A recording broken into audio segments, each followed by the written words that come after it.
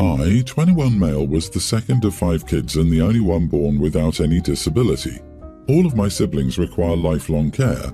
None of them can be independent, and some have more physical sicknesses than others. Growing up, my parents prioritized my siblings and never put any time or attention into me. I was expected to be okay with missing out on everything, and my parents' excuse for my lack of opportunity was that they had no money or would straight up say I didn't need to have those things in my life.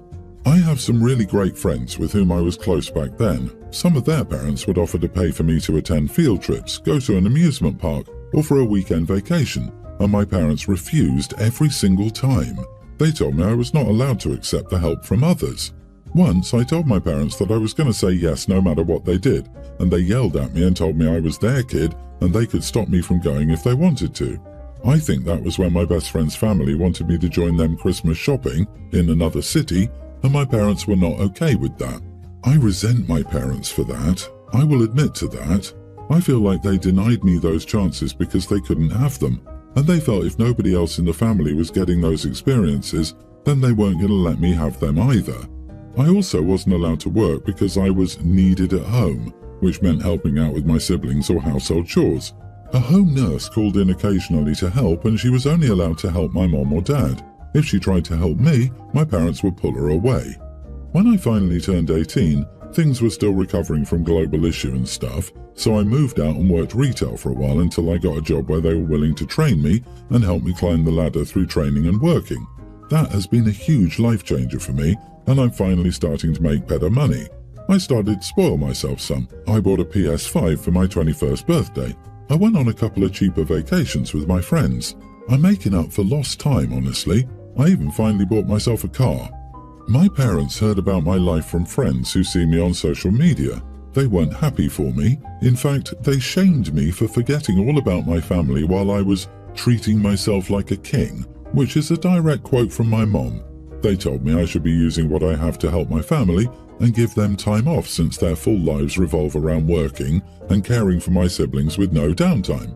They told me I was taking my childhood resentment out on them, which wasn't fair because they did their best when faced with challenges I could never understand. Am I the idiot? Not the idiot. You have a right to your own life and to spend your money as you prefer.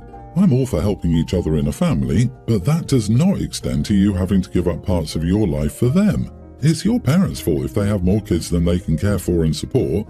Why did they even get so many kids when they already have ones that need intense care? My sympathy for them is limited. Why did they keep having more kids? You'd think after 3 they'd have wised up. How much you can and want to help your siblings should come from you, not be enforced by them. Go no contact with your parents. The next thing they'll want is for you to become the lifetime carer for your siblings. I can guarantee they'll have it set up for them to come to your care. I would talk to a lawyer and ask them how to prevent this from happening. I would also speak to a lawyer and ask them to write a letter to your parents that you will not contribute financially or physically to their care or your siblings' care, and to stop contacting you about it. OP, please live your own life. Someday you may want to get married and maybe have children of your own, or not, but you have your own future to look out for. They neglected you and ruined your childhood. You shouldn't feel guilty for wanting to have your own life. They made their choices, and it's their responsibility to live with them. I, female 18, have 2 brothers, 26 and 28, and they're both married. Well, I still live with my parents. I had a big announcement to make for my family. My boyfriend, 23, and I have gotten engaged, and I'll move out to live with him because I'm pregnant. The thing is that I wanted to tell my whole family the news all at once, so last Saturday, I told my mother that I was going to make dinner. I invited my 2 brothers but asked them to come alone, without their wives or my oldest brother's children. My oldest brother was quite annoyed and asked me why his wife and children couldn't come. I told him that I wanted to have a family dinner with just us, parents and siblings. Well, I cooked dinner last Friday, they came and I finally made the announcement. I was surprised by how unsupportive my family was. By the way, at some point, my brother asked me again why this had to be with just us. Why couldn't his family come? My other brother agreed it wasn't something worth being so secretive about. I told them I wanted to have dinner with my family, but their wives weren't. They got very upset over that, telling me that I was insensitive because their wives are their family and I should also consider them that. My oldest brother got even more upset because he said I don't consider his children my family. It all went down and my brothers and I had an argument. My parents tried to calm them down, but my oldest brother accused them of spoiling me.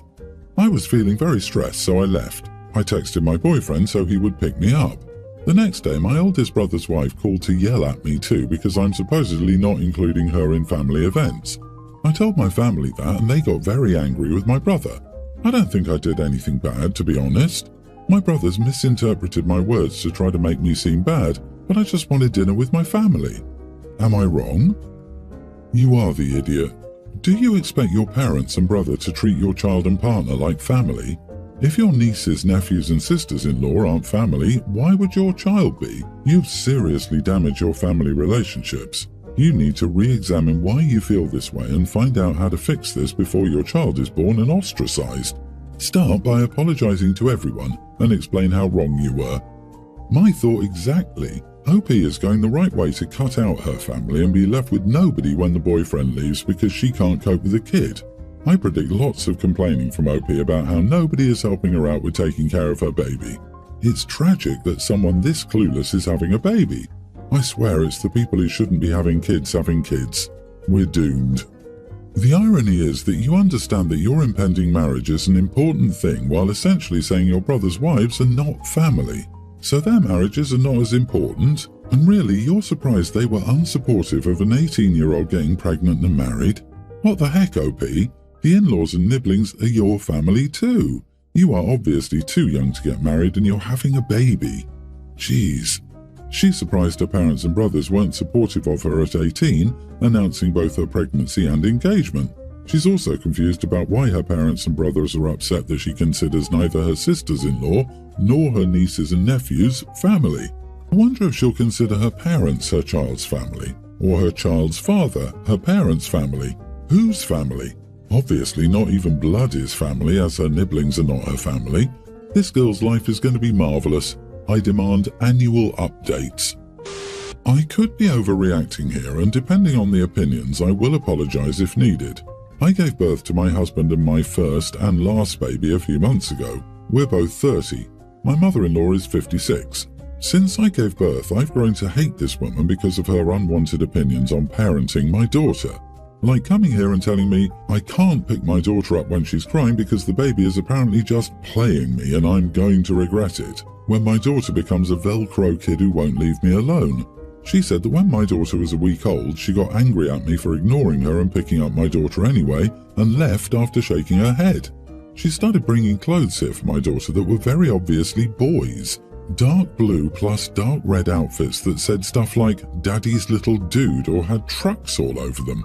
When I commented on this, I was given a snarky, "She doesn't know what she's wearing, so I don't see why you care. Seems like a weird thing to be bothered by. It's free clothes, you should be thankful." But the thing is, she knowingly went out and bought this crap. It's not like it was hand-me-downs or something, which would have been more acceptable in my eyes. She started saying my baby looks nothing like me, and just like her dad. I have red hair and blue eyes. My daughter has strawberry blonde and blue eyes. My husband has black hair and brown eyes. If the baby starts fussing because she's hungry, breastfed, she'll take the baby and pass it to my husband saying, "She just needs daddy." She then proceeded to act put off by the fact that my husband almost immediately passed her to me so I could nurse her. She says I should start pumping so daddy can bond. Our daughter loves her dad regardless of him not being able to feed her. She rolls her eyes and calls me a helicopter mom because I still wash my hands before holding my baby, and I honestly hate the woman now. It's all so passive-aggressive that I don't want to be near her. My husband knows. Our communication is excellent. But while he knows and understands my frustration, that's still his mom and she's not technically hurting anything. She's just annoying me. He's told her to tone it down though and back off. But yesterday I honestly just had enough. I was given a card with $50 in it for Christmas from my husband's grandmother. She lives out of the country, and this is what she gives everyone for birthdays and holidays. My husband bought our daughter some playseat using the money I got. My mother-in-law insisted on going with him to get it. She's had it for about a week now. Well, mother-in-law came here yesterday and said, "How does the baby like the seat that her daddy bought her?" I knew it didn't really matter, but I was irritated and said, "I bought it for her. It was my money." Well, she goes, "You're not working, so it's daddy's money actually, and he went to get it for her, so..." And I don't know. I just immediately told her to get the heck out and not come back until she learned some respect and stop being a dumb witch for no reason.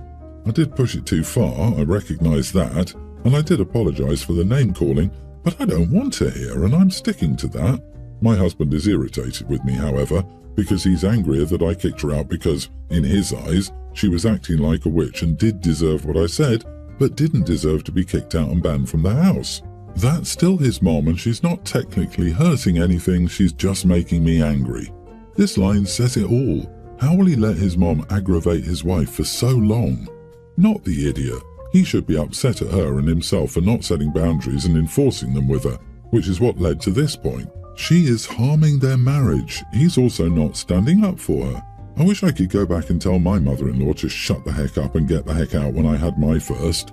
Mine stepped on my ingrown toenail a few days post C-section while I was holding a baby.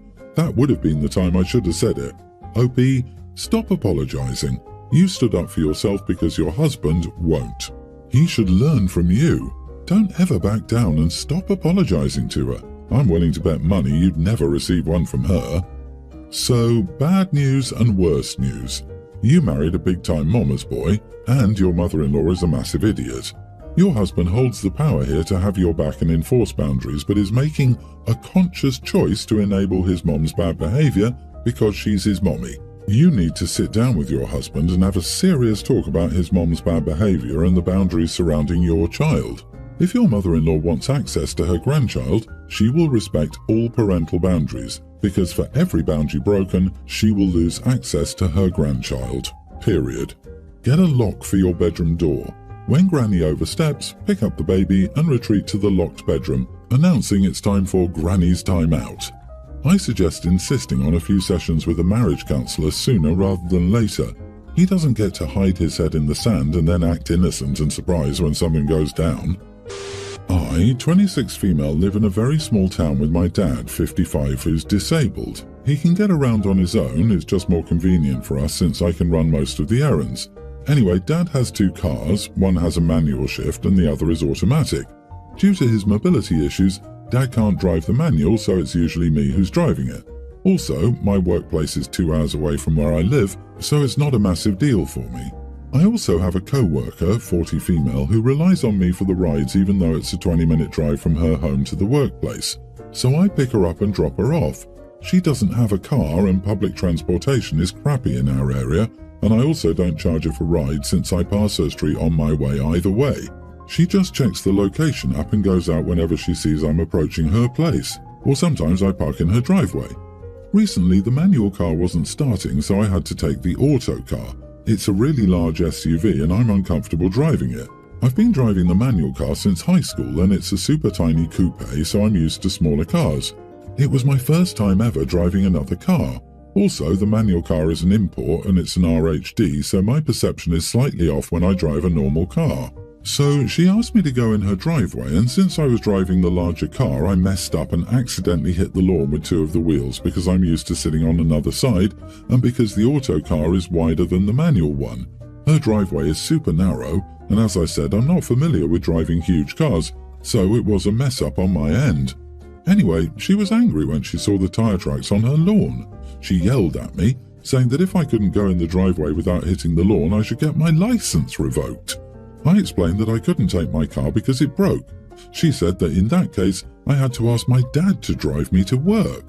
I got angry because it was an unreasonable demand. First of all, my dad is disabled. Second, he wouldn't be super thrilled about spending 4 hours behind the wheel just to take me to work and back. So the next day I texted her that I wouldn't give her rides anymore. I still drive the auto car because a part broke in the manual car and needs to be delivered from overseas, so it takes time. I won't deny that maybe it was an overreaction on my part, but I feel hurt by her comment, and also I don't want to go in her driveway again, hit the lawn and get yelled at again. I'm not losing anything if I refuse to give her rides, and I feel like she should have been more grateful. Anyway, she was angry and called me a witch. Our other co-worker says I'm an idiot because the co-worker really needs the rides. Now I wonder whether I was really an idiot. The co-worker has a wild temper, so she probably didn't mean what she said, but it was still hurtful anyway. No, not the idiot. I hate when people say other people have a bad temper and they don't mean it. You're an adult, control yourself.